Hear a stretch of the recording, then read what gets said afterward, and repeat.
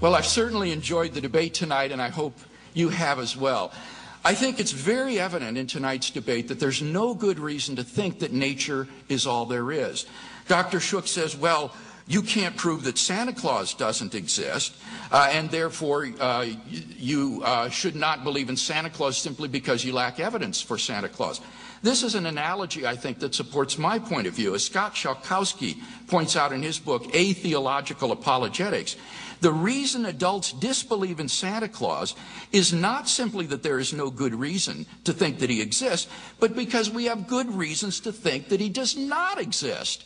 We have positive evidence against Santa Claus. There isn't anybody at the North Pole. There's nobody flying around delivering presents on Christmas Eve.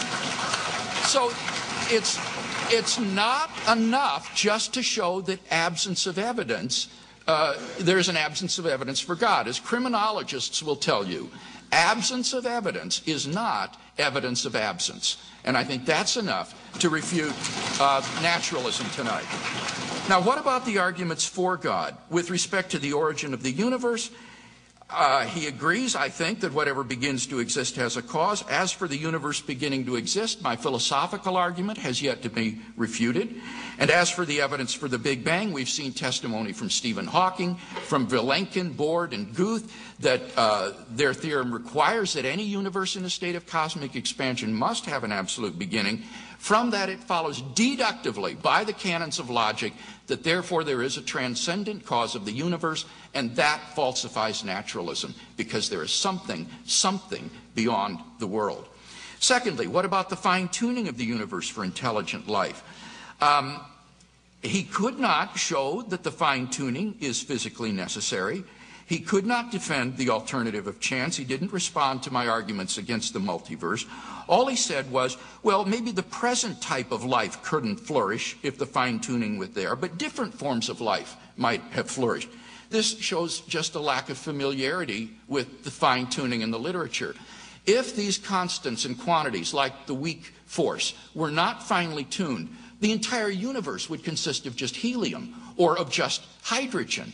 If the gravitational force were altered a bit, the entire universe would collapse to a singularity, or it would expand so fast that stars and galaxies and planets could never form where life might evolve. Indeed, unless these constants and quantities are exquisitely fine-tuned, not even chemistry, not even matter would exist. So the fact is that apart from this fine-tuning, no kind of self-replicating complex organisms could exist. And this cries out for an explanation. It is only the naturalist's bias against something beyond nature that would prevent him from inferring an intelligent designer of the cosmos. 3, what about objective moral values?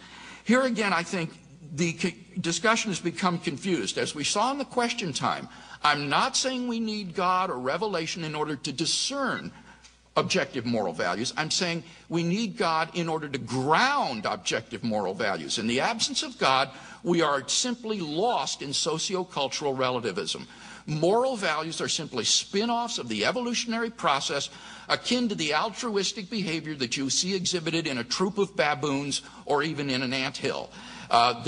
These are programmed into us by evolution, and they are not objective. The psychopath, the Nazi war criminal, does nothing wrong when, according to his value system, he follows those recommendations that, like agriculture, will help him to arrive at his goals. If you disagree with that, if you agree with me that there are objective right and wrong, that there are real moral differences, that moral progress is possible, then you'll agree that God must exist.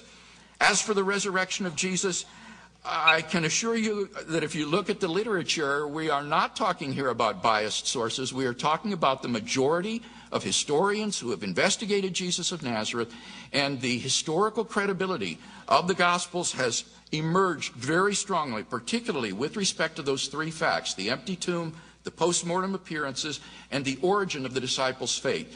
The origin of Christianity in the mid-1st century cries out for explanation.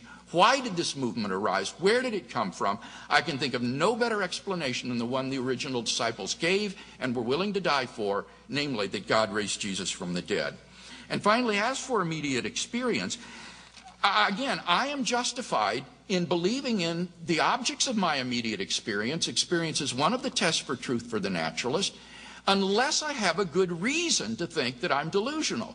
And there just hasn't been given any reason. We've not seen any arguments for naturalism. Quite the contrary, I think we've seen good empirical evidence that there is a reality. Beyond the universe, there is a supernatural realm, and I believe that that reality is God and that he has revealed himself in Jesus Christ.